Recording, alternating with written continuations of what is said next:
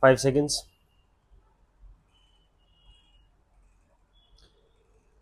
Now, sir, honorable members will recall that the bill was introduced in the House of the People on the 2nd September 2003. It has had a long history, and in one form or another it has been before the public since the end of 1949. In the statement of objects and reasons, the various stages through which the bill has passed since 1946 have been summarized, and I need not recapitulate on this occasion the circumstances in which the then Government of India took the decision in early 1946 to initiate an inquiry into the reform of our company law. I would remind honorable member that between 1946 and 1948 the entire field of company law was carefully reviewed by two distinguished company lawyers who were appointed to recommend the broad lines on which the present Act should be revised. Their recommendations were examined in the then Ministry of Commerce, and certain tentative departmental views which emerged were circulated in a comprehensive memorandum to all recognized trade and industrial associations, bar associations, the high courts, and the state governments. That brought us to the end of 1949.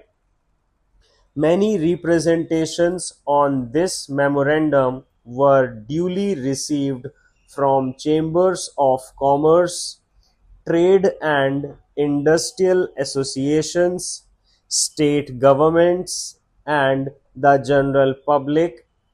At the end of 2000, the Government of India appointed a committee under the chairmanship of Shri Bhabha to go into the entire question of the revision of the Companies Act, with particular reference to its bearing on the development of trade and industry in this country. This committee examined a large number of witnesses in many parts of the country and submitted its report in March 2002. This report again was circulated to all state governments, chambers of commerce, trade associations, high courts, and many other bodies. At the same time, a special officer was appointed in the Department of Economic Affairs, Ministry of Finance, to examine the report in the light of the views received from the interested public and to submit proposals to government for the revision of the present Act.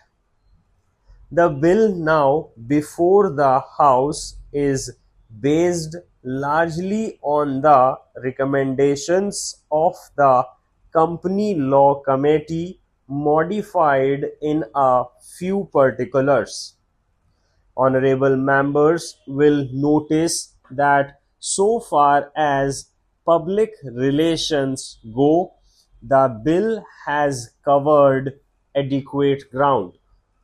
In a measure like the Companies Bill, however, which covers the entire field of the operation of joint stock companies, the limits of consultation and discussion can never be exhausted, and I would like to inform honorable members that although the bill was introduced in Parliament over 7 months ago, our officers have been engaged throughout this period in further studies and in informal discussions with the interests concerned, and on occasion I have also participated in such discussions. I have also given some further thoughts to some of the issues arising out of the bill, and I propose at the appropriate stage to bring before the Select Committee any changes in the provisions of the bill which seem to me to be worthy of consideration in the light of this further examination. Now, honorable members would have noticed that the bill contains 6 clauses and 12 schedules. I think it is probably one of the longest legislative measures in recent legislative history, but its size might be regarded as misleading unless I make a few comments. The bill is both, one must remember, a consolidating and amending measure, as mentioned in the statement of objects and reasons. This is the first opportunity which has occurred since 1923 for the consolidation of the Companies Act. Advantage has been taken of this opportunity to redraft several long and complicated sections in the present Act, which have been split up into a large number of clauses. This is the largest single factor accountable for the increase in the number of clauses in the bill. New clauses embodying substantial changes in the present Act would hardly constitute more than a small fraction of the bill. I would also draw attention to the structural changes in the bill to which a reference has been made in the statement of objects and reasons. The redraft of the bill and the rearrangement of the existing chapters in the Companies Act in a more logical order have, I think, resulted in a noticeable improvement in the form of the bill, and I hope will facilitate better understanding and appreciation of the scheme. I wish that the act which came into effect long ago was implemented properly. I know that the minister here is very earnest in implementing it, but unfortunately, his colleagues at the state level are disappointing him.